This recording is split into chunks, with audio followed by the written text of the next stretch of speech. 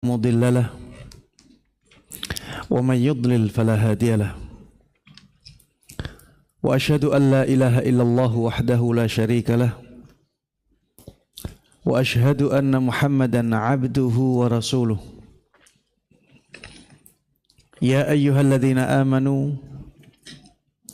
اتقوا الله حق تقاته ولا تموتن إلا وأنتم مسلمون. Wahai orang-orang yang beriman, bertakwalah kalian kepada Allah Subhanahu wa ta'ala dengan takwa yang sesungguhnya, dan jangan sampai kalian mati kecuali dalam keadaan Islam. Amma ba'd,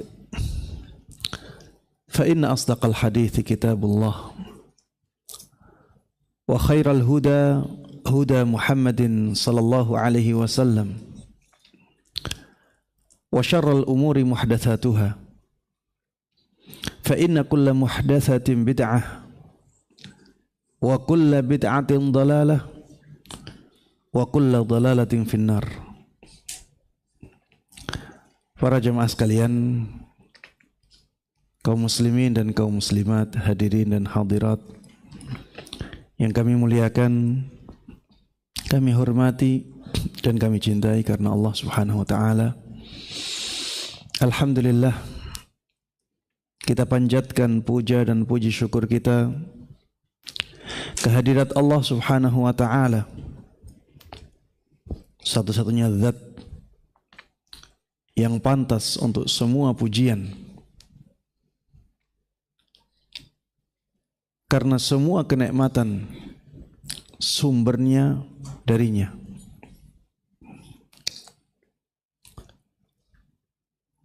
Tidak ada satu nikmat pun yang datang kepada kita kecuali nikmat tersebut datangnya dari Allah Subhanahu wa ta'ala. Oleh karenanya para jemaah sekalian rahimana wa rahimakumullah, banyaklah bersyukur kepada Allah Subhanahu wa ta'ala. Di samping itu merupakan kewajiban yang Allah wajibkan kepada kita, itu juga mendatangkan pahala dan mendatangkan manfaat yang besar untuk kita. Nikmat-nikmat yang ada akan terus dijaga oleh Allah Subhanahu wa ta'ala. Bahkan Allah Subhanahu wa ta'ala akan memberikan kepada kita tambahan-tambahan nikmat yang lainnya.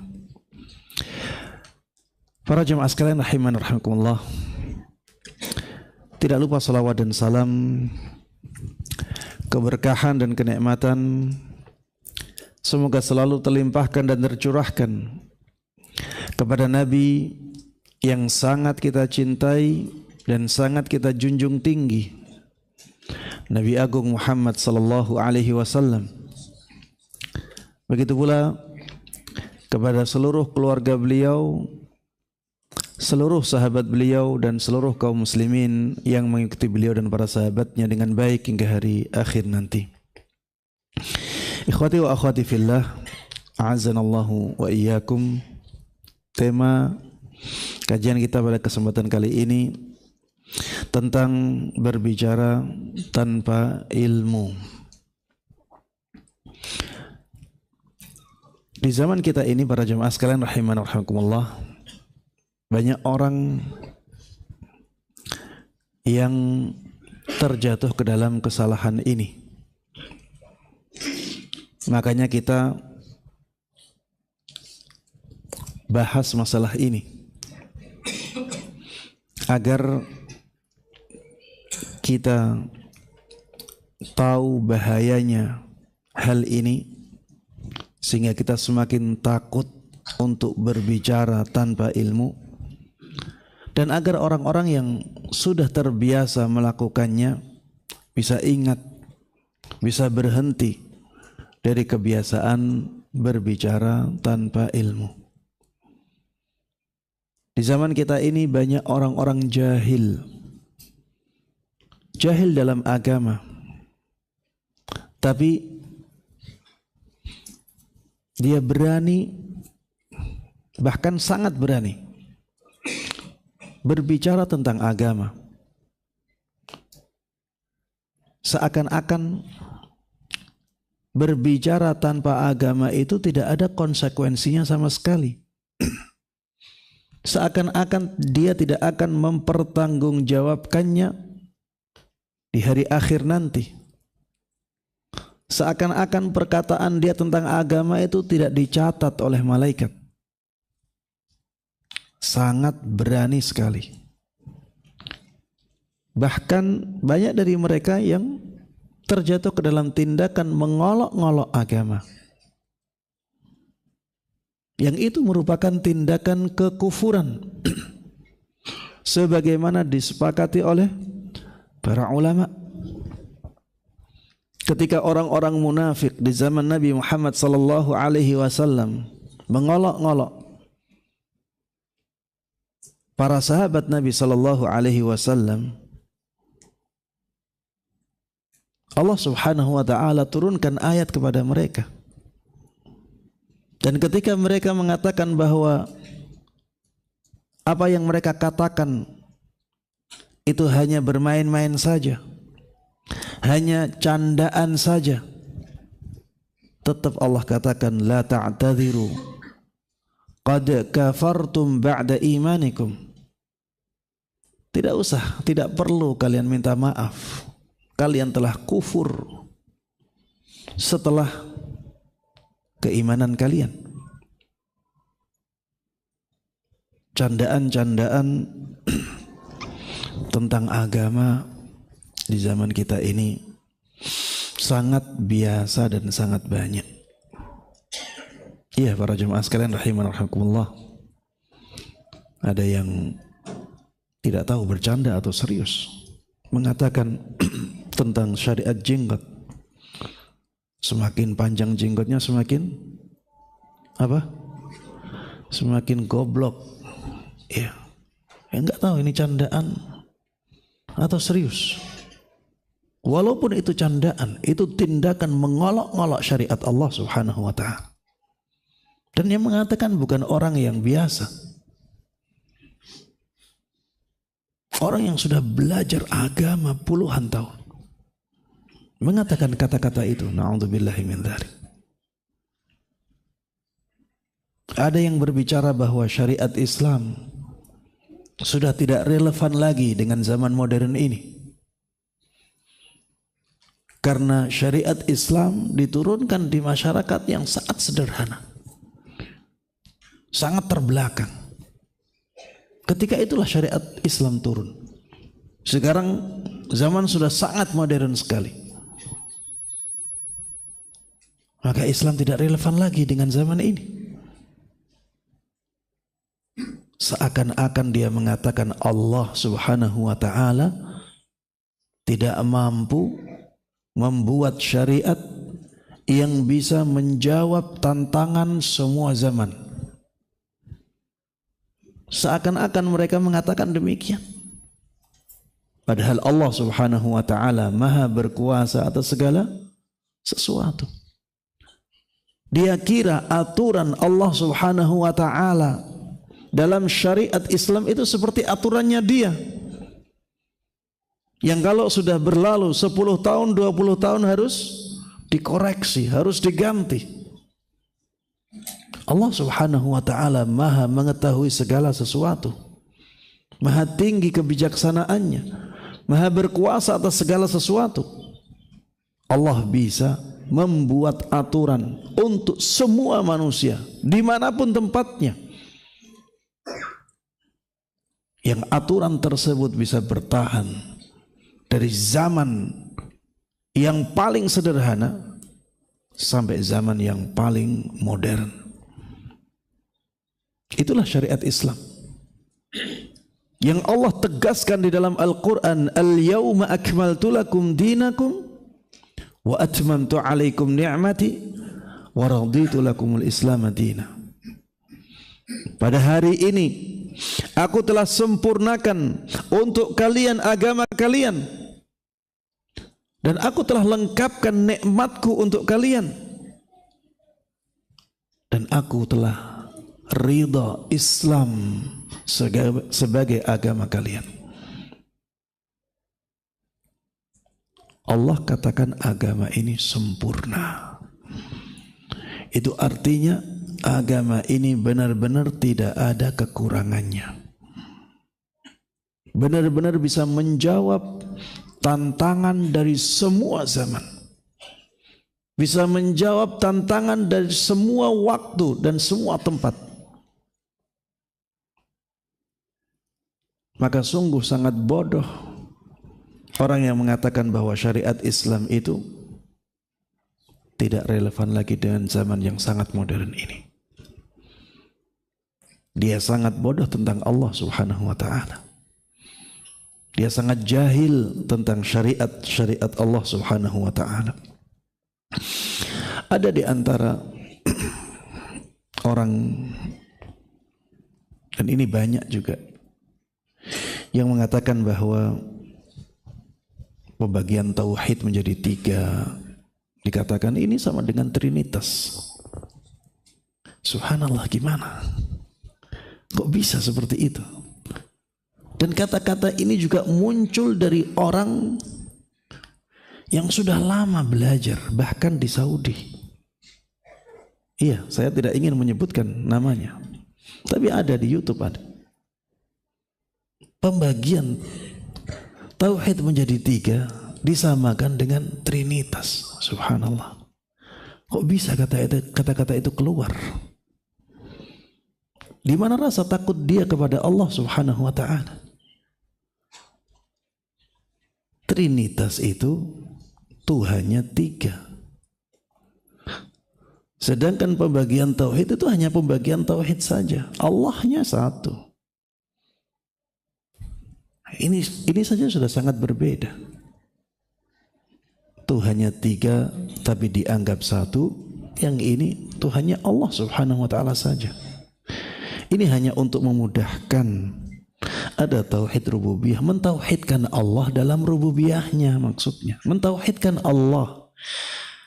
Tauhid uluhiyah, mentauhidkan Allah dalam uluhiyahnya. Tauhidul asma wa sifat, mentauhidkan Allah dalam nama dan sifatnya. Jadi ini 3 sisi tauhid. Bukan ada 3 Tuhan di situ. Tapi subhanallah, keluar kata-kata itu. Ini berbicara tentang agama tanpa ilmu. Setiap akhir tahun selalu ada pembahasan yang boleh mengucapkan selamat hari kelahiran Tuhan. Banyak kaum muslimin yang akhirnya terfitnah dengan kata-kata itu. Ini pemuka agama yang mengatakan. Katanya di dalam Al-Quran itu Allah Subhanahu wa ta'ala mengucapkan selamat kelahiran Nabi Isa katanya. Dan akhirnya boleh-boleh saja. Mana ayatnya? Disebutkan ayatnya di dalam surat Maryam. Wassalamu alayya yawma wulidtu wa yawma amutu wa yawma ub'atsu hayya. Wassalamu alayya, ini kata-katanya Nabi Isa saat beliau masih bayi. Ini mukjizatnya Nabi Isa. Wassalamu alayya, semoga keselamatan atau keselamatan dan kesejahteraan selalu terlimpahkan atasku. Yauma wulidtu, di hari aku dilahirkan. Wa yauma amutu, dan di hari aku mati. Wa yauma ub'atsu hayya, dan di hari aku dibangkitkan hidup lagi. Katanya ini adalah ucapan selamat atas kelahiran Nabi Isa. Subhanallah. Ini kalau orang awam mendengar langsung percaya dan berbahaya. Kalau itu adalah ucapan selamat hari kelahiran Nabi Isa, maka ayat yang sama adalah ucapan selamat kematian Nabi Isa. Ayatnya wa yauma wulidtu wa yauma amut. Di hari aku dilahirkan dan di hari aku meninggal. Apakah wafatnya Nabi Isa itu layak untuk diucapkan selamat atas kematian Nabi Isa? Subhanallah. Itu bukan ucapan selamat para jamaah sekalian rahimana rahimakumullah. Kalau ana mengucapkan assalamualaikum, apakah itu ucapan selamat? Itu salam. Itu doa keselamatan, bukan ucapan selamat. Jadi subhanallah, di zaman kita ini banyak sekali orang-orang yang berbicara tanpa ilmu. Di zaman kita ini ramai orang menghalalkan musik. Ustadz terkenal. Ya, saya tidak mengatakan ustadz sunnah ya. Tapi di media sosial sangat banyak sekali pengikutnya. Mengatakan alat musik itu seperti pisau. Ya. Ini alat, ini alat. Pisau alat, alat musik juga alat. Pisau bisa untuk kebaikan, bisa untuk keburukan.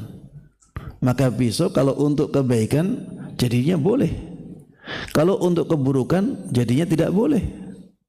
Alat musik bisa untuk berdakwah, bisa untuk joget-joget, untuk kemaksiatan.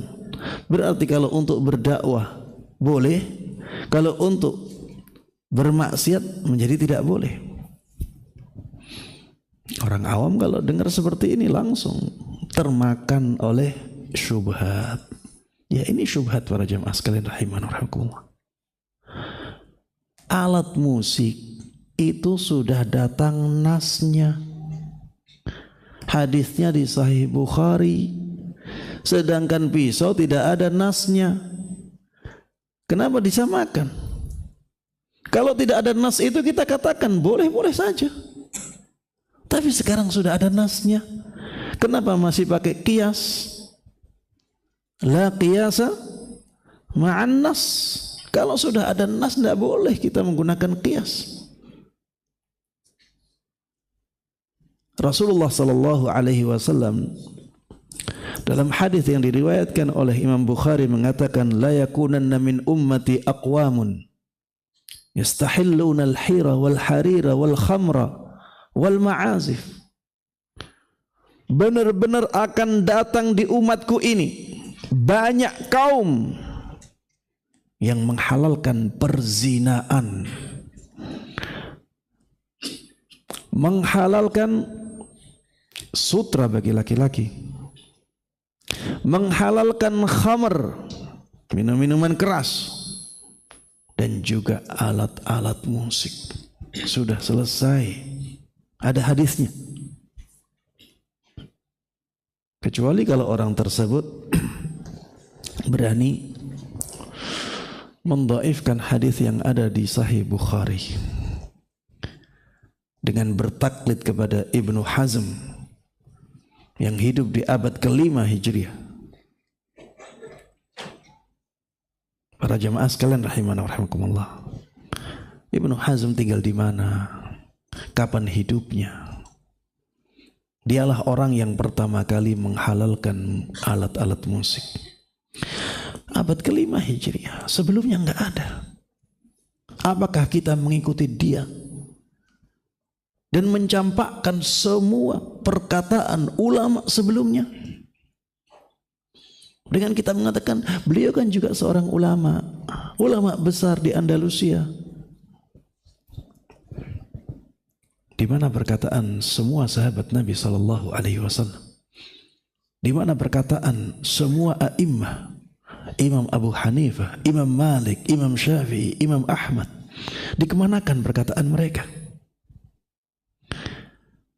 Dibandingkan dengan pendapat Ibnu Hazm Al-Zahiri rahimahullah.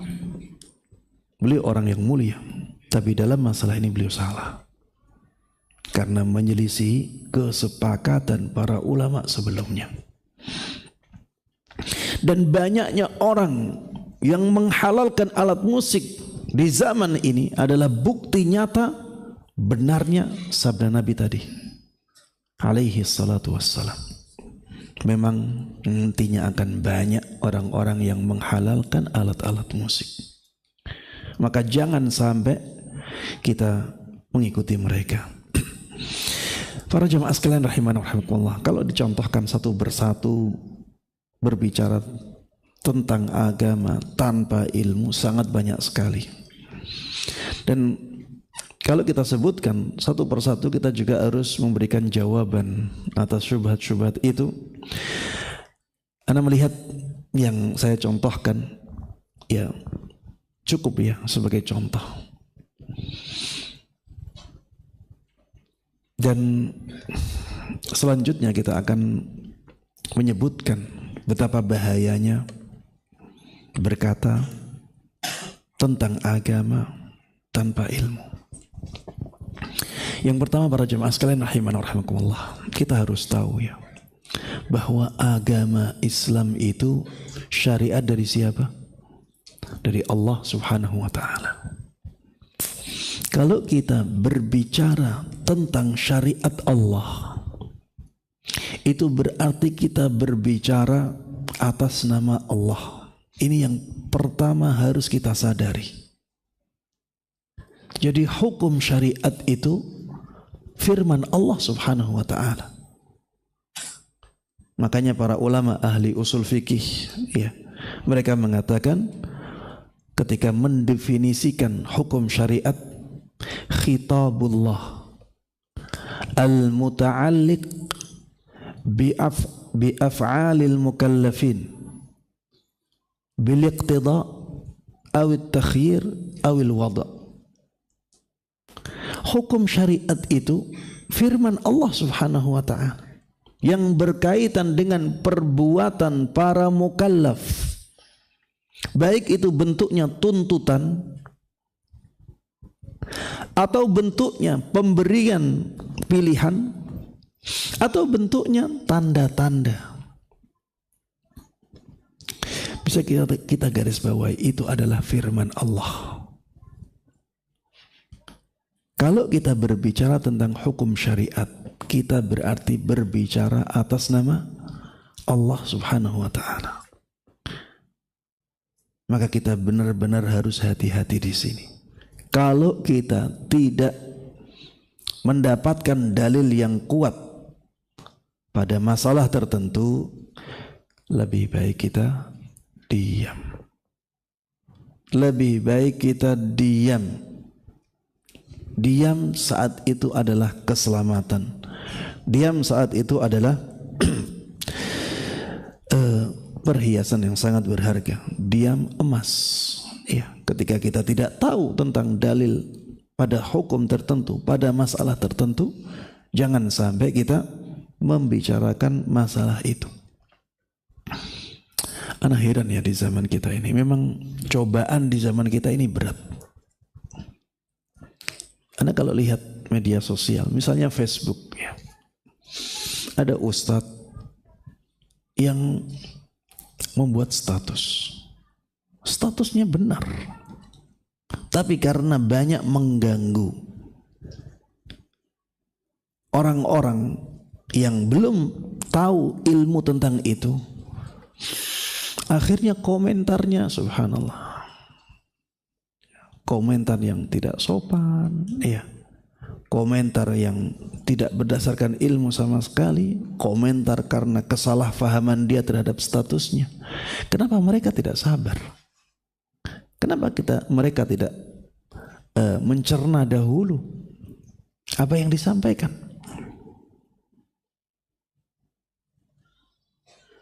Yang komentar itu orang semua ya. Dan mereka harus mempertanggungjawabkan komentar-komentar itu. Para jamaah, jangan sampai kita mudah berkomentar. Tulisan kita itu seperti ucapan kita. Dalam kaidah fikih disebutkan al-kitab kal-khitab. Tulisan itu seperti ucapan. Jangan meremehkan.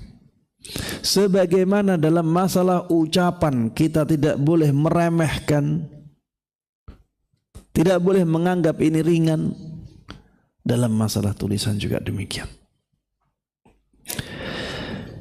Para jemaah sekalian rahimana rahimakumullah, ada banyak dalil yang menunjukkan bahwa berbicara tanpa ilmu dalam masalah agama ini perbuatan yang sangat berbahaya. Di antara dalil yang menunjukkan hal tersebut adalah hadis yang disebutkan oleh Imam Bukhari dan Imam Muslim dalam kitab sahihnya. Rasulullah sallallahu alaihi wasallam menyabdakan, "Innallaha la yaqbidul ilma intiza'an yantazi'uhu minal ibad." Sesungguhnya Allah Subhanahu wa taala tidak mencabut ilmu begitu saja dari hamba-hambanya yang asalnya ingatannya kuat, penuh, tiba-tiba hilang ingatan. Tidak seperti itu Allah mencabut ilmu. Walakin yaqbidul ilma biqabdil ulama. Akan tetapi Allah Subhanahu wa taala mencabut ilmu itu dengan mewafatkan para ulama. Hatta idza lam yabqa 'aliman ittakhadha an-nasu ru'usan juhala. Sehingga ketika tidak tersisa lagi seorang alim pun, akhirnya manusia mengangkat pemimpin-pemimpin yang bodoh, pemimpin-pemimpin yang jahil. Fasu'ilu, dan akhirnya mereka pun ditanya. Fa'aftau bighairi ilmin, karena mereka tidak punya ilmu. Ditanya, maka mereka pun berfatwa tanpa ilmu.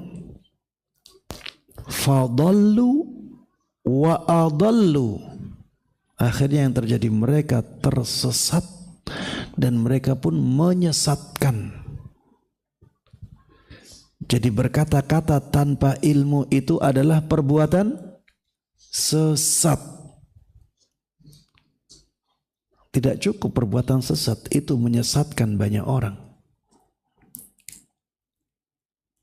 Maka kita harus berhati-hati, ya. Kalau masalah agama kita harus berhati-hati. Orang sekarang itu aneh, ya. Kalau berbicara tentang kesehatan banyak yang takut. Anda nggak tahu. Itu ahlinya ada ahli kesehatan. Tapi kalau bicara tentang agama, ya seakan-akan paling tahu. Kalau merasa tidak paling tahu, ya, tapi paling tidak dia tidak ada beban, tidak takut. Bahkan ada ulama di depannya pun didebat. Padahal ya dia belum banyak belajar tentang agama. Ini aneh, ya. Harusnya dia lebih mudah berbicara tentang kesehatan daripada berbicara tentang agama. Berbicara tentang kesehatan, tentang masalah duniawi. Kalau salah, iya dia kalau salah ada konsekuensinya, tapi tidak terlalu berat konsekuensinya. Tapi kalau salah dalam masalah agama, ini konsekuensinya sampai akhirat. Orang kalau salah dalam membicarakan tentang kesehatan, mungkin badannya yang rusak atau badan orang lain yang rusak. Tapi kalau dia salah dalam masalah agama, yang rusak itu jiwa orang lain. Jiwa dia rusak, jiwa orang lain rusak. Nyawa, ya, ruh dia yang rusak. Dan kerusakan di ruh itu lebih berat, lebih parah daripada kerusakan di badan. Termasuk di antara dalil yang menunjukkan betapa buruknya berbicara tanpa ilmu adalah firman Allah Subhanahu wa taala di surat Al-Qasas ayat 50. Allah Subhanahu wa taala berfirman, "Wa man adallu mimman ittaba'a hawahu bighairi hudan minallah. Siapakah yang lebih sesat daripada orang yang mengikuti hawa nafsunya tanpa petunjuk dari Allah Subhanahu wa taala? Tanpa petunjuk dari Allah Subhanahu wa taala. Orang yang berbicara tentang agama tanpa ilmu jelas masuk ke dalam ayat ini. Siapakah yang lebih sesat daripada orang yang mengikuti hawa nafsunya tanpa petunjuk dari Allah Subhanahu wa taala? Kalau ada kata-kata di dalam Al-Qur'an, siapakah yang paling sesat? Maksudnya dia yang paling sesat. Orang yang paling sesat adalah orang yang berbicara mengikuti hawa nafsunya tanpa petunjuk dari Allah Subhanahu wa taala. Kalau dikatakan paling sesat berarti ini kesalahan yang sangat berat. Makanya syaitan senang ya dengan yang seperti ini. Allah Subhanahu wa taala di dalam Al-Quran mengatakan, innama ya'murukum bis-su'i wal fahsya wa an taqulu 'ala Allahi ma la ta'lamun. Syaitan itu memerintahkan kepada kalian untuk melakukan keburukan dan perbuatan-perbuatan keji, serta agar kalian mengatakan tentang Allah Subhanahu wa taala sesuatu yang kalian tidak tahu. Jadi syaitan di dalam ayat ini disebutkan memerintahkan tiga hal. Memerintahkan keburukan, perbuatan-perbuatan mungkar, perbuatan-perbuatan keji, dan yang ketiga adalah mengatakan sesuatu tentang Allah tanpa dasar ilmu. Wa an taqulu 'ala Allahi ma la ta'lamun. Membicarakan tentang Allah Subhanahu wa taala sesuatu yang tidak kalian ketahui. Setan senang ya kalau ada orang-orang yang seperti itu. Karena memang pengaruhnya sangat buruk sekali. Karena memang itu perbuatan yang sangat buruk sekali. Sebagaimana tadi disebutkan dalam hadis, fadallu wa adallu. Orang yang berbicara itu sesat dan dia menyesatkan banyak orang. Orang yang berbicara tentang agama tanpa ilmu, dia berarti mengajak orang lain kepada kesesatan. Kalau orang lain itu ternyata mengikutinya, maka dia akan mendapatkan dosa apa? Jariyah atau dosa MLM. Iya, dosa yang berapa itu? Berjenjang ya. Hah? Berantai, ya, dosa yang berantai. Rasulullah sallallahu alaihi wasallam dalam hadis yang diriwayatkan oleh Imam Muslim, hadis sahih dan masyhur hadis ini.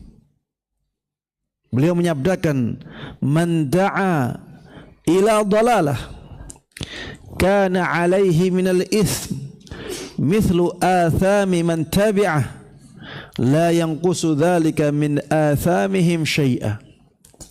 Barang siapa yang mengajak orang kepada kesesatan, kepada penyimpangan, kepada kebatilan, maka dia akan mendapatkan dosa seperti dosa-dosa orang-orang yang mengikutinya, tanpa mengurangi dosa mereka sama sekali.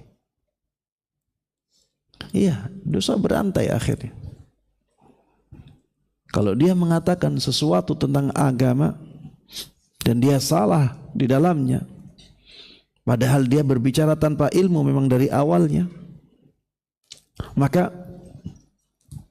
orang-orang yang mengikutinya akan berdosa. Dia juga mendapatkan dosa. Dosa berbicaranya, dosa juga ya dari amalan-amalan mereka itu. Na'udzubillah min dzalik. Orang yang berfatwa tentang halalnya alat-alat musik itu gimana coba? Akhirnya yang tadinya orang-orang sudah semangat menjauhi alat musik, akhirnya menikmati lagi. Akhirnya main lagi. Coba dosanya itu bagaimana coba? Betapa banyak orang yang seperti ini, yang mengikuti dia. Karena memang ya siapa yang tidak suka musik ya? Fitrah manusia suka dengan suara-suara itu. Kalau didukung dengan fatwa dari seorang ustadz yang dikenal, sudah ya tambah kuat lagi keinginannya.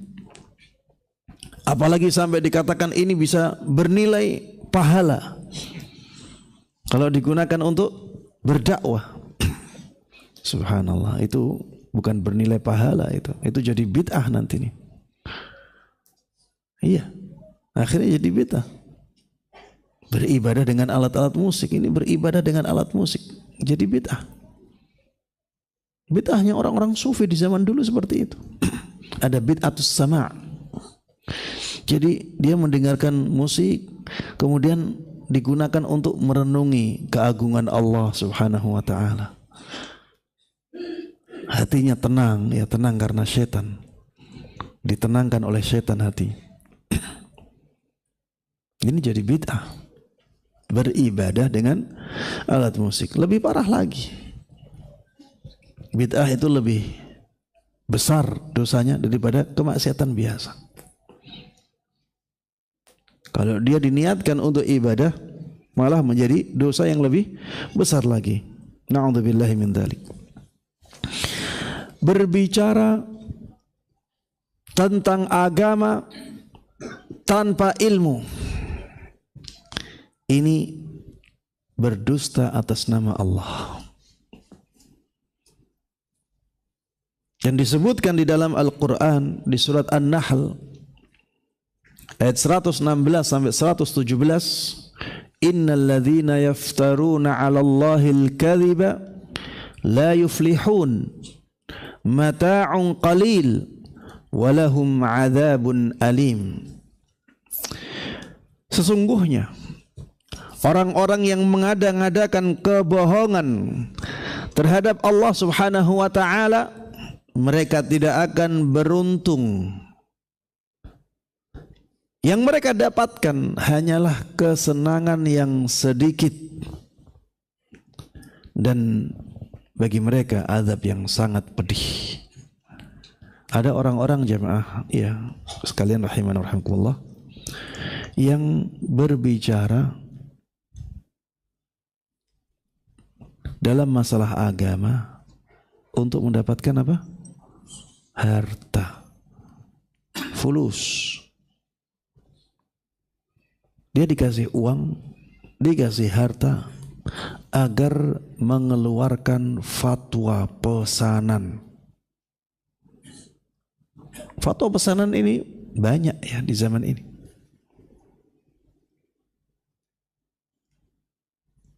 Kalau misalnya dia mengeluarkan fatwa itu dan akhirnya dapat uang, Allah katakan mata'un qalil. Itu hanya kesenangan yang sedikit. Itu sedikit sekali. Tapi nantinya di akhirat dia mendapatkan azab yang sangat pedih. Na'udzubillahi min dzalik. Allah sudah katakan seperti itu. Maka jangan sampai kita terjatuh ke dalam kesalahan yang besar ini. Bahkan Ibnul Qayyim rahimahullah menjelaskan bahwa jenis dosa, saya katakan jenis ya, bukan bagian-bagiannya. Jenis dosa berbicara tentang Allah Subhanahu wa taala tanpa ilmu itu lebih berat lebih besar dosanya daripada dosa kesyirikan. Ini yang disampaikan oleh Ibnu Qayyim rahimahullah. Jenis dosa berbicara tentang Allah tanpa ilmu itu lebih besar, lebih berat daripada dosa kesyirikan. Beliau mengatakan maratibul muharramat arba'u maratib. Perkara-perkara yang diharamkan itu ada 4 tingkatan. Wa qad bada'a bi ashaliha wa huwal fawahish.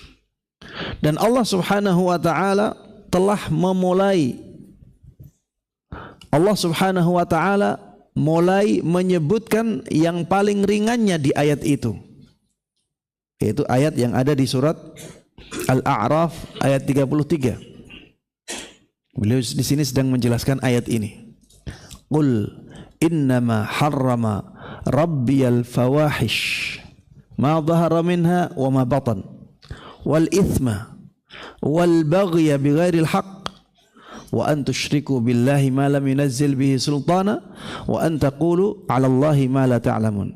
Ya, berarti yang pertama fawahish, yang kedua al-ithm wal baghya bighairil haqq, yang ketiga kesyirikan wa an tusyriku billah, yang keempat wa an taqulu 'ala Allahi ma la ta'lamun.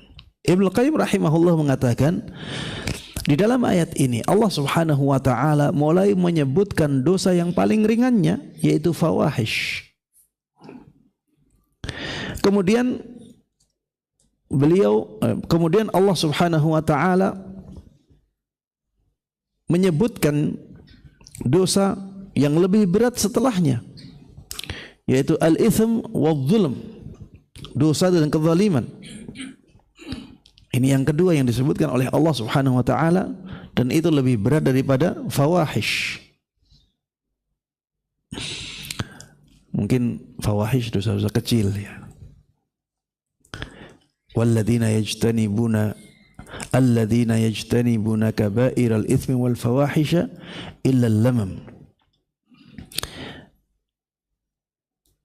Yang pertama fawahish, yang di bawahnya lagi atau yang lebih berat lagi setelah itu adalah al-ithm wal-zulm, dosa dan kezaliman. Thumma thalatha bima huwa a'zamu tahriman minhuma wa huwa syirku billahi subhanahu. Kemudian Allah untuk yang ketiga menyebutkan dosa yang lebih besar lagi dari dosa keduanya, yaitu dosa fawahish dan ithm wal-zulm. Dosa yang ketiga ini adalah dosa kesyirikan kepada Allah Subhanahu wa taala.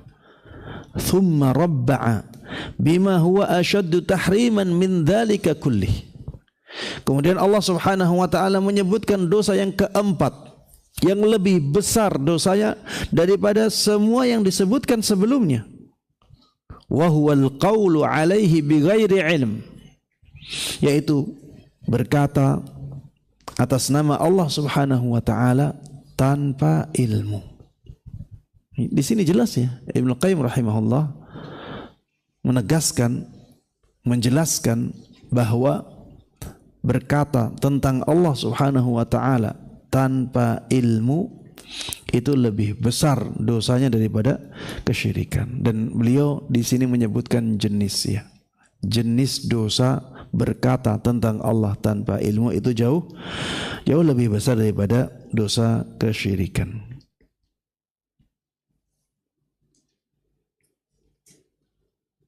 Di dalam perkataan beliau yang lain, beliau mengatakan wa ammal qawlu 'ala Allah bila ilmin fahuwa ashaddu hadhihi al-muharramat tahrima wa a'zamuha ithma. Adapun berbicara tentang Allah Subhanahu wa taala tanpa dasar ilmu, maka ini adalah keharaman yang paling parah, keharaman yang paling tinggi tingkatannya dan paling besar dosanya. Walihada dzukira fil martabatir rabi'ah minal muharramat allati ittafaqat 'alaiha asy-syara'i' wal adyan. Oleh karenanya dosa ini disebutkan oleh Allah Subhanahu wa taala di tingkatan yang keempat dari hal-hal yang diharamkan yang telah disepakati oleh semua syariat dan semua agama. Ya, yang dimaksud dengan agama di sini adalah agama samawi. Ya. Ini menunjukkan bahwa berkata-kata tentang Allah Subhanahu wa taala tanpa dasar ilmu ini berbahaya, sangat berbahaya sekali. Dan tentang Allah ini bisa tentang nama, bisa tentang sifatnya, bisa tentang syariatnya. Ini berbicara tentang Allah Subhanahu wa ta'ala. Maka harusnya kita benar-benar hati-hati. Ibnu Qayyim rahimahullahu ta'ala menyebutkan alasan kenapa berkata tentang Allah tanpa ilmu itu menjadi paling besar dosanya.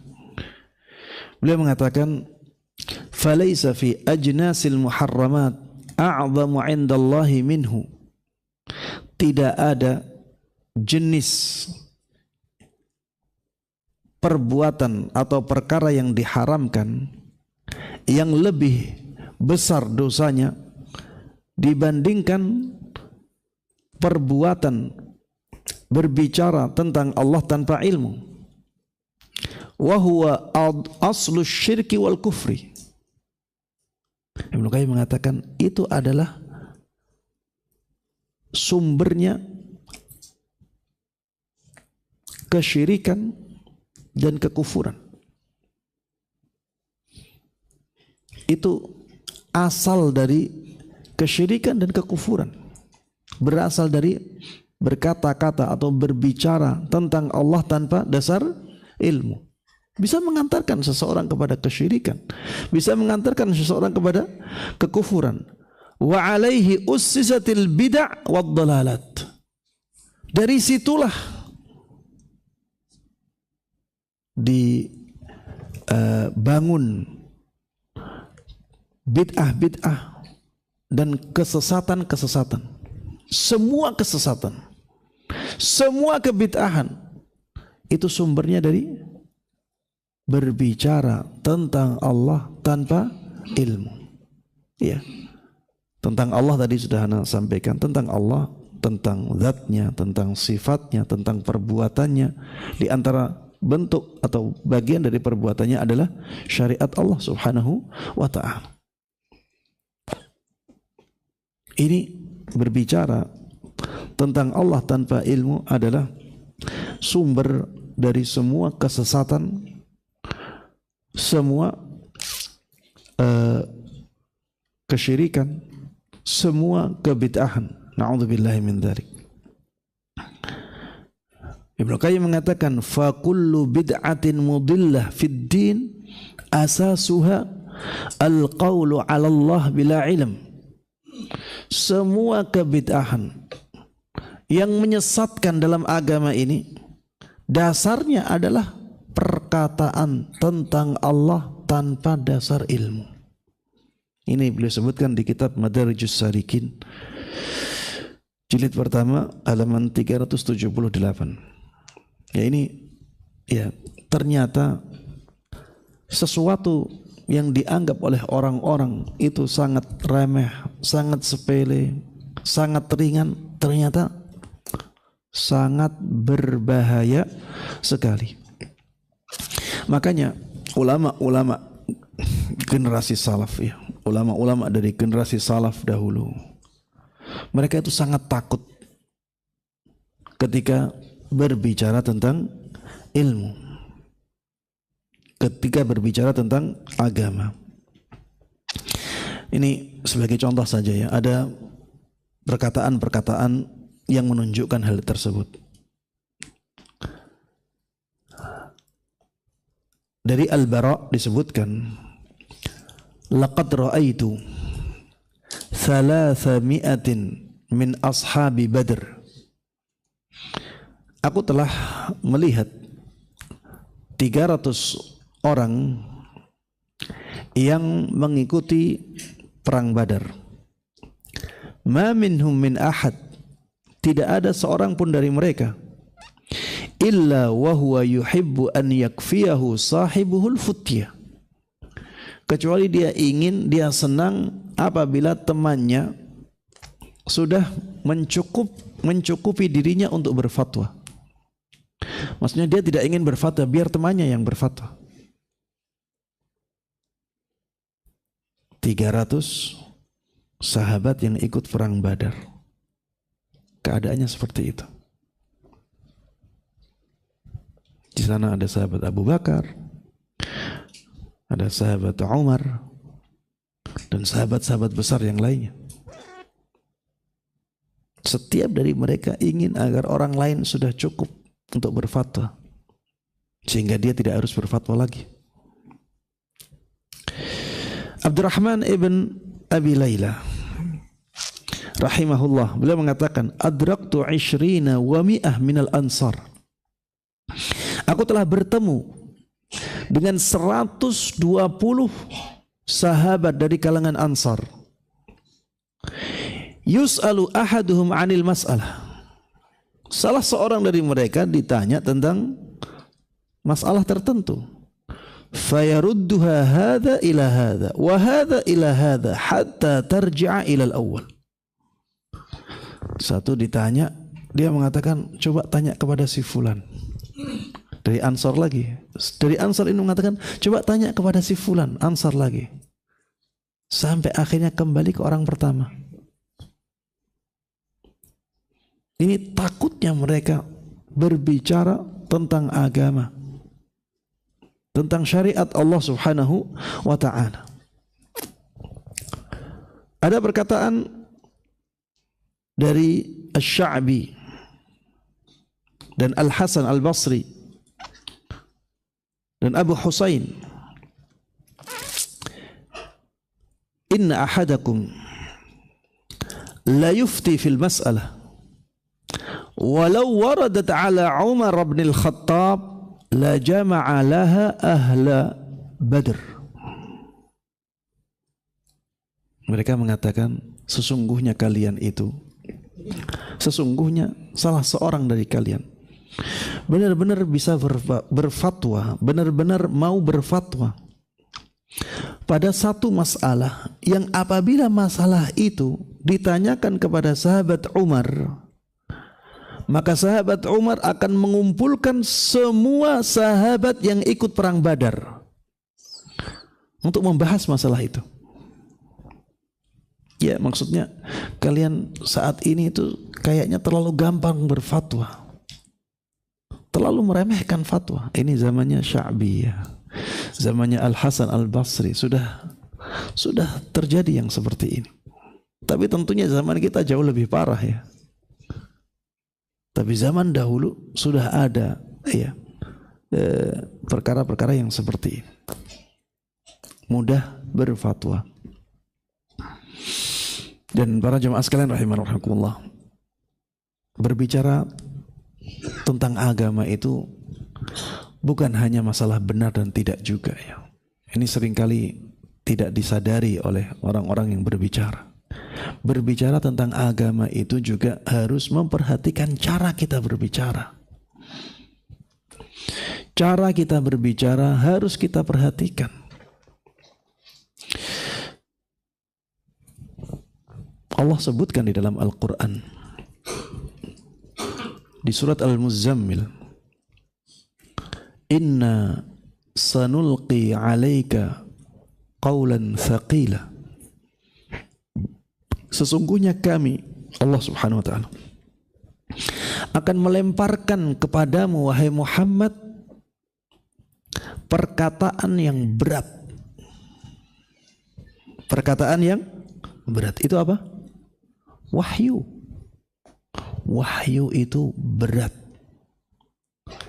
Wahyu itu juga berat untuk dilakukan, untuk dilaksanakan, untuk dijalankan berat. Ya sebagaimana kita ya, kita merasakan berat melakukan syariat Islam. Ya. Karena memang di sana ada pahala. Harus berjuang mendapatkan kemuliaan. ayat ini menunjukkan bahwa syariat itu berat. Maka jangan sampai kita tambahkan beratnya syariat dengan beratnya kita menyampaikan syariat itu.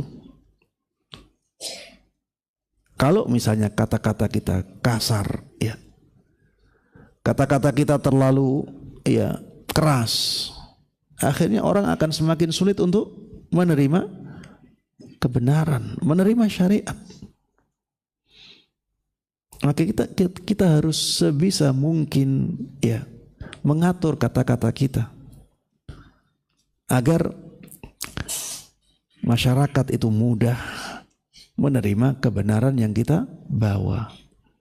Ya, ini yang banyak diabaikan oleh orang-orang yang terlalu semangat ya dalam mendakwahkan syariat, dalam mendakwahkan sunnah Nabi Sallallahu Alaihi Wasallam. Ya, kita harus tahu bahwa berdakwah itu bukan hanya masalah benar dan salah. Berdakwah itu juga harus memperhatikan bagaimana agar sesuatu yang benar ini bisa diterima oleh masyarakat dengan cara yang dengan mudah. Ya, tadi ada cerita dari teman yang dari masjid ini tentang bagaimana dakwah dengan cara membersihkan toilet di masjid-masjid yang lain, ya. Dan dengan gerakan seperti itu akhirnya banyak orang yang bisa lebih terbuka dengan kita. Ini cara yang bagus ya. Kita dalam berdakwah itu harus berpikir juga bagaimana agar dakwah ini bisa mudah diterima. Bukan hanya bagaimana agar dakwah ini bisa sampai ke masyarakat. Enggak. Tapi pikirkan bagaimana bisa sampai ke masyarakat dengan cara yang sebaik mungkin. Agar masyarakat lebih mudah terbuka hatinya. Rasulullah Sallallahu Alaihi Wasallam, kalau beliau tidak menghaluskan cara dakwah beliau, maka para sahabatnya akan banyak yang kabur. Allah sebutkan hal itu di dalam Al-Quran. Fabima rahmatin minallahi lintalahum. Hanya karena rahmat dari Allah Subhanahu wa ta'ala, engkau wahai Muhammad bisa berlaku lembut kepada mereka. Lembut. Walau kunta faddan ghalidhal qalb lang faddu min haulik. Seandainya engkau wahai Muhammad kata-katamu kasar, hatimu keras, maka orang-orang akan lari darimu. Orang-orang yang ada di sekitarmu itu akan lari. Yang ada di sekitar Nabi siapa? Para sahabat beliau. Ini Nabi Sallallahu Alaihi Wasallam yang ketampanannya sangat luar biasa. Ini Nabi Sallallahu Alaihi Wasallam yang ada malaikat Jibrilnya. Ya, datang malaikat Jibril beberapa kali kepada beliau menurunkan wahyu. Wahyu turun kepada beliau. Ini Rasulullah Sallallahu Alaihi Wasallam yang banyak mukjizatnya. Ini Rasulullah Sallallahu Alaihi Wasallam yang keluarganya terpandang, nasabnya benar-benar nasab yang mulia. Apalagi kita para jamaah sekalian rahimana wa rahimakumullah. Rasulullah yang sempurna seperti itu saja harus berdakwah dengan cara yang lembut.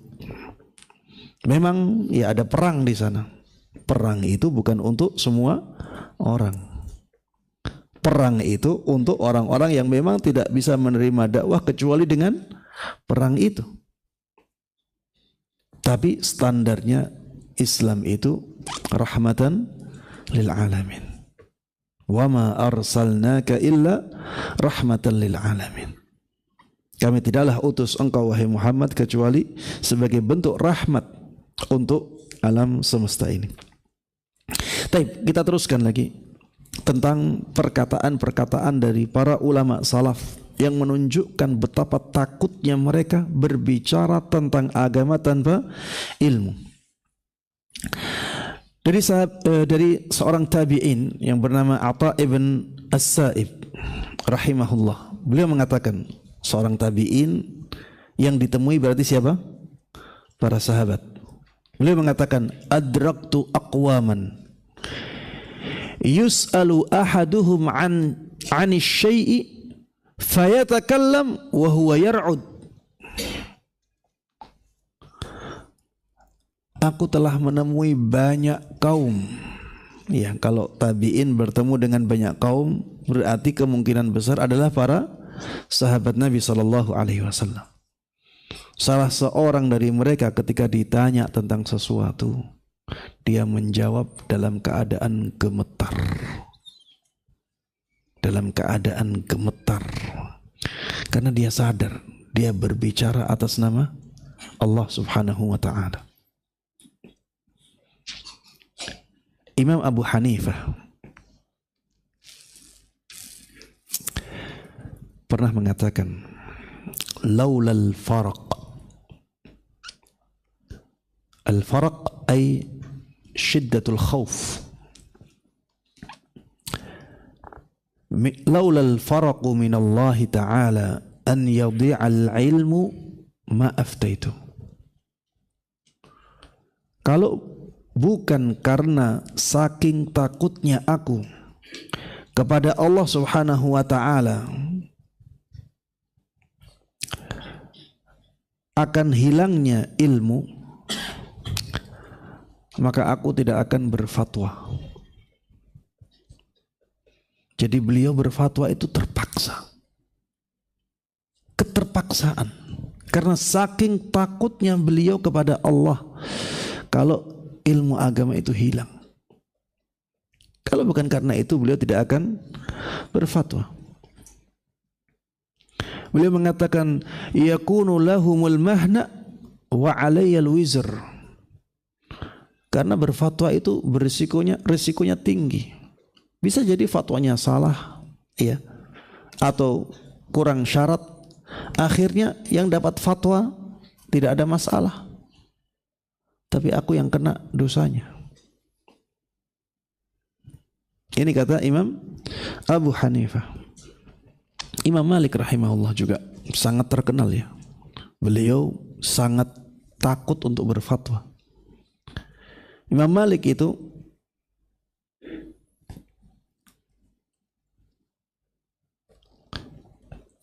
pernah ditanya tentang 50 masalah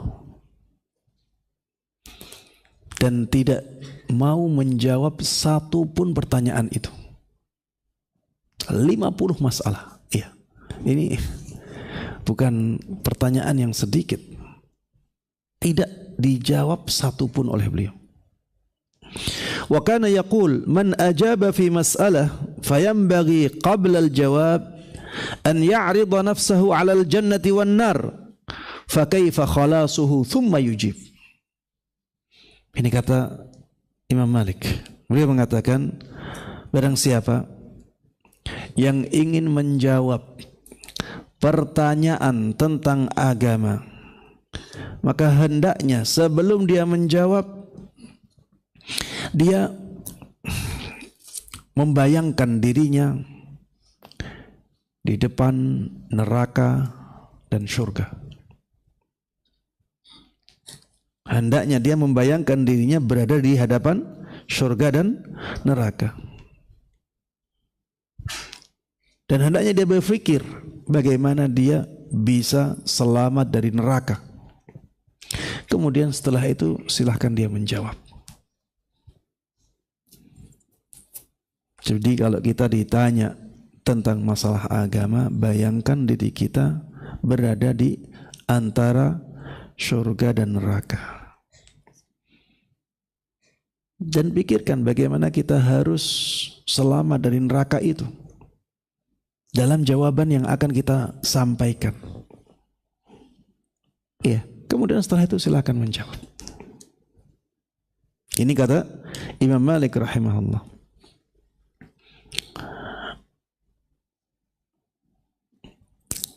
dari Imam Syafi'i rahimahullah, imam kita semuanya. Beliau pernah ditanya tentang sesuatu, kemudian beliau tidak mau menjawab. Akhirnya ada orang yang bertanya, kenapa tidak engkau jawab pertanyaan itu? Mungkin menurut ini sebenarnya pertanyaan itu bisa dijawab oleh Imam Syafi'i, tapi Imam Syafi'i tidak mau menjawabnya.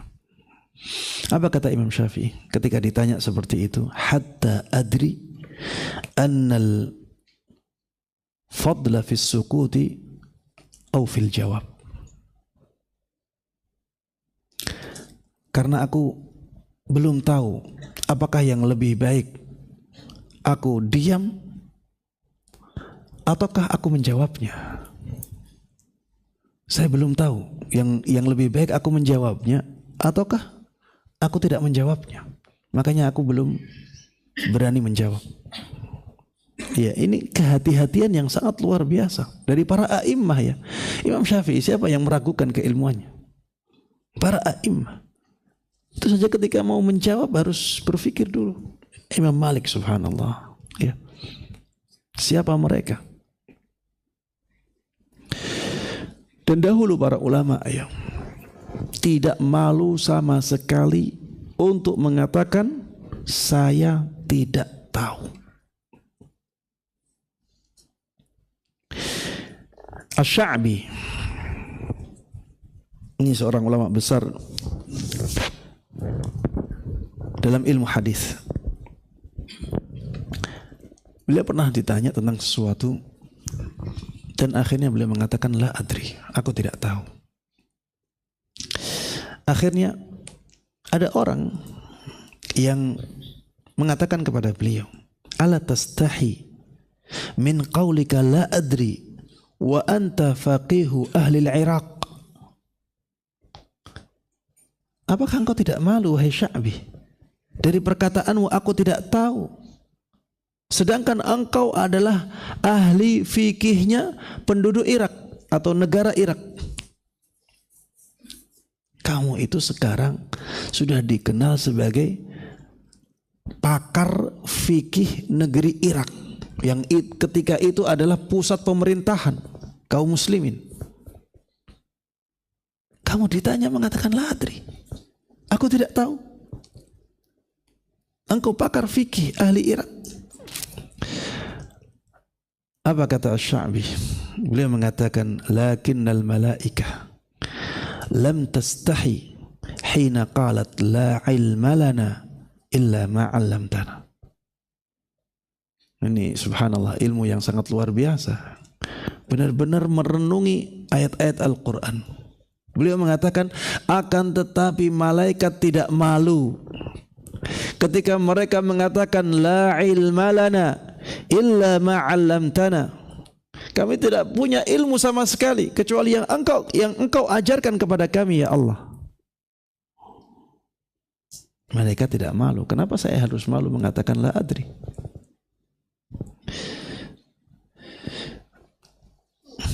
Ada penjelasan dari Al-Haytham Ibn Jamil. Beliau mengatakan syahidtu Malika su'ila an 48 mas'alah faqala fi 32 minha la adri. Aku benar-benar telah melihat Imam Malik ditanya tentang 48 pertanyaan. Berapa? 48 pertanyaan. Dan beliau mengatakan la adri, aku tidak tahu pada 32 pertanyaan dari 48. 48 dikurangi 32 berapa? 16 saja. Yang dijawab hanya 16 saja. Padahal pertanyaannya 48. Iya. Sepertiga ya. Hanya sepertiga yang dijawab. 2/3 la adri, la adri, la adri. Ana dulu sering hadir di majelisnya ayahnya Syekh Abdul Razak, seorang ahli hadis di Madinah, ya, Syekh Abdul Muhsin Al-Abbad. Beliau sekarang masih hidup ya, tapi karena sudah di akhir umur ya, umurnya di atas 80 tahun. Akhirnya beliau sekarang tidak ada majelis ya di Masjid Nabawi. Dulu ketika Anda di Madinah masih. Beliau sering ditanya ya, sering membuka sesi tanya jawab di akhir majelisnya. Dan sering kali Anda mendengar sendiri dan melihat sendiri beliau mengatakan la adri. Padahal pertanyaan itu ya, kalau ditanyakan kepada talibul ilm akan dijawab dengan panjang lebar. Tapi beliau enggak, la adri. Dan banyak ya, banyak sekali beliau mengatakan la adri, aku tidak tahu, aku tidak tahu. Mungkin ya beliau tidak ingin memberikan jawaban yang membingungkan, ya, terlalu detail akhirnya membingungkan banyak orang.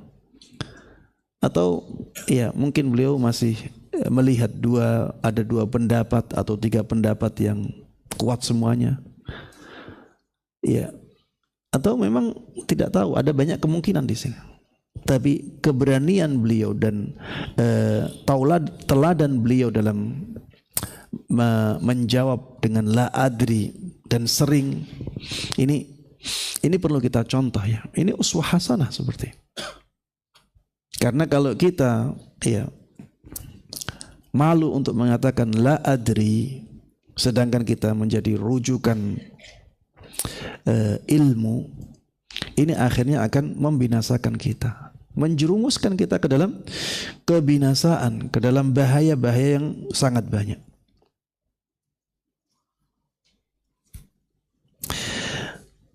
Imam Malik rahimahullah pernah ditanya tentang sesuatu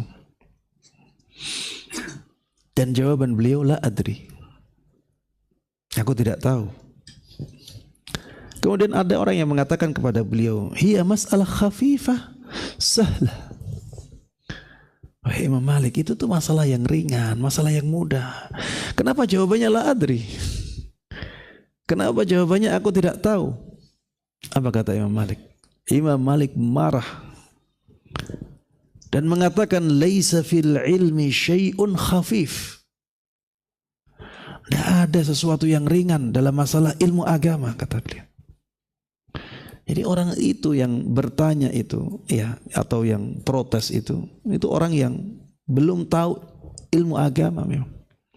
Kalau dia tahu tentang ilmu agama, dia akan benar-benar menganggap ilmu agama ini ilmu yang berat, konsekuensinya besar. Maka orang harus hati-hati untuk berbicara tentang ilmu agama. Imam Ahmad disebutkan oleh Al-Athram, ini salah satu murid ya Imam Ahmad, murid senior. Beliau mengatakan, sami'tu Ahmad bin Hanbal yukthiru an yaqul la adri.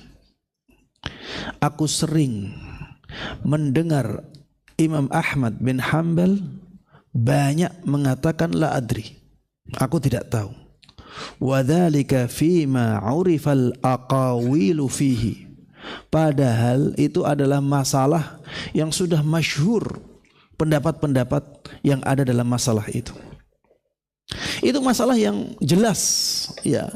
Ada si fulan mengatakan ini, si Alan mengatakan itu, si ya fulan yang ketiga mengatakan lain.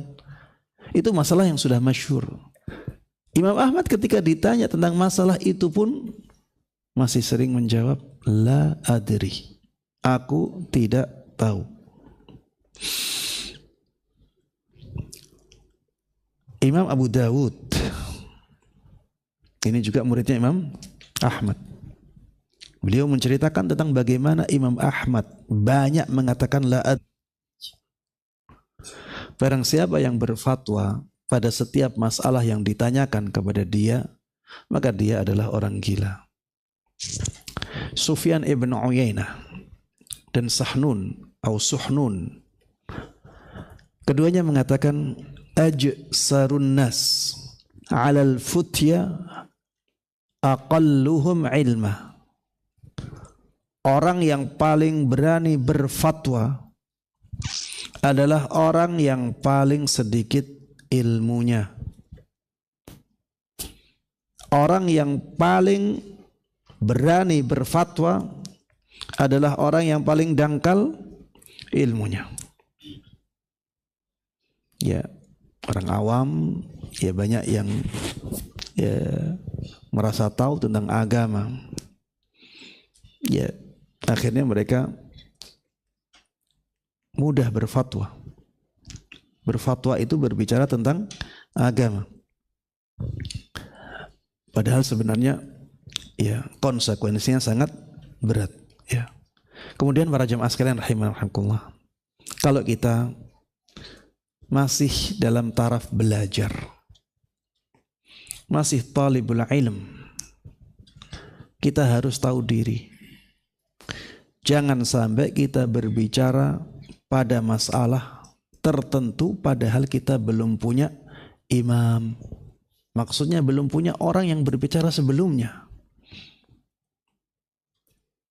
Belum punya ulama yang berfatwa seperti itu. Ini berbahaya para jemaah sekalian rahimana rahimakumullah. Imam Ahmad rahimahullah pernah mengatakan, iyyaka an tatakallama fi mas'alatin laisa laka fiha imam. Jangan sampai engkau membicarakan masalah apapun yang di dalamnya engkau tidak punya imam. Tidak ada panutan. Belum ada seorang yang berfatwa seperti itu, kemudian antum berfatwa seperti itu. Ini berbahaya. Dan potensi kesalahan di sini sangat besar. Ya. Para jemaah sekalian rahimanallah, ini yang bisa kita bahas bersama pada kesempatan kali ini. Mudah-mudahan apa yang kita bahas bersama ini bermanfaat untuk kita semuanya.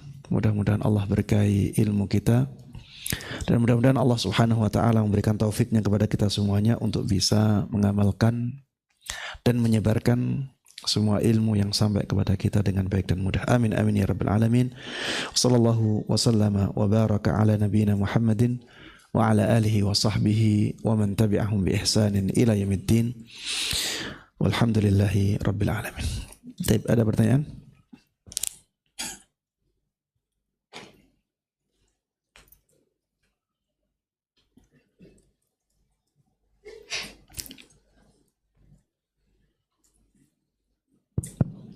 Bismillah. Ustadz, Afwan izin bertanya dari WhatsApp. Apakah boleh kita menjawab apabila ada teman bertanya masalah agama dan masalah itu kita tahu jawabannya, namun tidak hafal hadis atau dasar hukumnya, akan tetapi kita pernah mendengar atau membaca masalah tersebut berdasarkan hadis atau dasar hukumnya? Iya. Para jemaah sekalian rahimanallah, kita kalau tidak tahu dalil berarti kita bukan berarti ilmu kita itu bukan ilmu yang berdasarkan dalil. Ya. Sehingga yang bisa kita lakukan adalah menukil fatwa. Ya. Jadi ini ada pembahasan di buku usul fikih, pembahasan yang diberi judul Fatwal Muqallid. Fatwanya seorang yang muqallid, ya dia bukan mujtahid. Apakah boleh seorang yang bukan mujtahid, dia seorang muqallid, orang awam berfatwa? Jawabannya, dia tidak boleh berfatwa.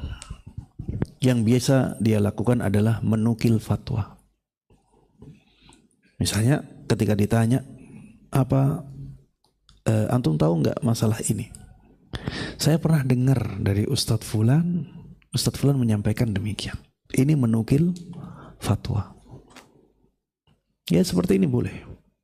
Tapi berfatwa itu tidak boleh. Ya, ini ya kalau dia seorang yang awam, ya seorang muqallid, ketika ditanya tentang dalil juga tidak tahu, ya maka tidak boleh berfatwa. Ya, fatwa itu kekhususan bagi orang yang berilmu. Kalau belum berilmu agama, maka jangan berfatwa. Silakan nukil fatwa. Ya, wallahu a'lam. Baik. Pertanyaan selanjutnya Ustaz. Baik, sebelumnya tak tambahkan ya. Allah Subhanahu wa taala di dalam Al-Qur'an mengatakan, "Fas'alu ahla dzikri in kuntum la ta'lamun." Bertanyalah kalian kepada para ulama apabila kalian tidak tahu. Jadi apabila kalian tidak tahu, ini berarti muqallid, ini orang awam, ya. Itu diperintahkan oleh Allah untuk bertanya. Berarti itulah tugas mereka. Tugas mereka bukan menjawab pertanyaan, tapi tugas mereka adalah bertanya. Sehingga kalau dia ingin menyampaikan hukum, yang tidak ingin menghalangi temannya itu dari ilmu, silahkan nukil fatwa. Saya mendengar dari Ustadz Ana seperti ini, dan beliau menyebutkan banyak dalil tentang hal tersebut. Ya, wallahu a'lam. Baik. Pertanyaan selanjutnya Ustadz, mohon dijelaskan bahwa pembagian tauhid menjadi 3 itu bukan merupakan bid'ah. Sedangkan di zaman Rasulullah dan sahabat tidak membagi tauhid menjadi 3. Baik. Masya Allah, pertanyaan bagus. Kenapa pembagian tauhid menjadi 3 itu bukan bid'ah? Karena pembagian seperti itu tidak membicarakan tentang sesuatu yang baru. Tidak ada yang baru dalam pembagian itu. Kalau kita ditanya, tauhid rububiyah ada di zaman Nabi tidak? Ada. Ditanya lagi, kalau kita ditanya lagi, tauhid uluhiyah ada enggak di zaman Nabi? Ada. Kalau kita ditanya lagi, adakah tauhid al-asma was sifat di zaman Nabi? Ada. Berarti pembagian itu hanya menjelaskan yang ada di zaman dulu, bukan membuat sesuatu yang baru. Bisa difahami? Jadi ketika kita membicarakan tentang tauhid yang ada 3 itu, sebenarnya kita membicarakan sesuatu yang ada di zaman dulu. Kalau antum bisa mendatangkan yang keempat, silahkan datangkan. Itu tuh seperti ini ya. Tauhid yang dibawa oleh Nabi SAW itu ada yang seperti ini, ada yang seperti ini, ada yang seperti ini. Saya tidak tahu yang lain. Saya tidak tahu yang lainnya. Maka yang disampaikan yang diketahui. Menyampaikan sesuatu yang diketahui, yang sudah ada di zaman dulu, apakah itu bid'ah? Jawabannya tidak. Di zaman Nabi tidak ada ahkam al-khamsah at-taklifiyah. Tidak ada di zaman Nabi, misalnya ya, bahwa hukum syariat itu terbagi menjadi 5. Ada yang haram, ada yang wajib, ada yang sunnah, ada yang makruh, ada yang mubah. Seperti disebutkan dalam kitab-kitab fikih, disebutkan juga dalam kitab-kitab usul fikih di awalnya. Tidak ada dulu pembagian itu. Kalau kita membid'ahkan pembagian tauhid menjadi 3, bid'ahkan juga pembagian itu. Pembagian hukum syariat menjadi 5. Ada juga pembagian hukum syariat menjadi 2. Ada hukum taklifi, ada hukum wad'i. Nanti hukum wad'i terbagi-bagi lagi. Ada syarat, ada mani, ada sabab, ada azimah, ada rukhsah, ada fasad, ya, ada sahih, as-sihhat wal fasad. Itu pembagian dari apa? Dari penelitian yang menyeluruh tentang dalil-dalil syariat. Itulah yang disebut istiqra. Istiqra, ya, penelitian yang menyeluruh. Jadi dalil-dalil dalam syariat itu telah dipelajari oleh para ulama. Ulama-ulama yang mempelajari dalil syariat ini akhirnya memberikan kesimpulan. Jadi itu kesimpulan-kesimpulan. Ya. Ada perkataan yang bagus ya tentang istiqra ini. Istiqra itu hasilnya ibrazu ma huwa mawjud. Ibrazu ma huwa mawjudun atau ma kana mawjudan wa laysa ihdatsu ma kana ma'duma atau ijad ma kana ma'duma. Jadi istiqra itu hasilnya ibraz atau izhar ma kana mawjuda la ijad ma kana ma'duma. Hasil dari penelitian itu menjelaskan atau menampakkan sesuatu yang sudah ada sebelumnya, bukan mewujudkan sesuatu yang asalnya tidak ada. Saya ulangi, penelitian ya, para ulama meneliti dalil-dalil yang ada dalam syariat, kemudian menyimpulkan. Kesimpulan ini hasil istiqra. Hasil kesimpulan itu hanya menampakkan sesuatu yang asalnya sudah ada tapi tidak tampak, ditampakkan. Bukan mengada-ngada sesuatu yang asalnya tidak ada. Sedangkan bid'ah itu ya membuat-buat hal baru dalam agama. Ini bukan hal yang baru, ini kesimpulan. Kitab-kitab fikih itu, apa ada pembagian dulu kitabut taharah, kitabus sholat, nanti ada kitabuz zakah, ada kitabul hajj.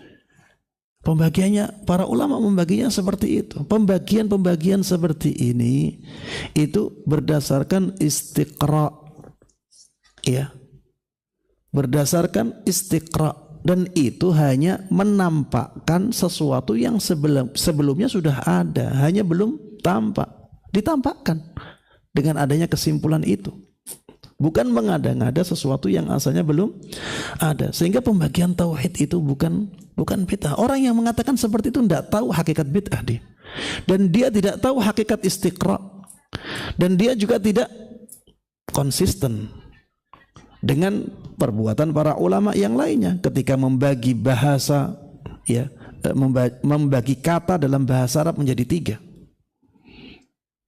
Ada fi'il, ada isim, ada huruf. Pembagian ini ada di zaman Nabi? Nggak ada. Tapi apakah kalau kita ditanya, isim itu ada nggak di zaman Nabi? Ada. Fi'il ada di zaman Nabi? Ada.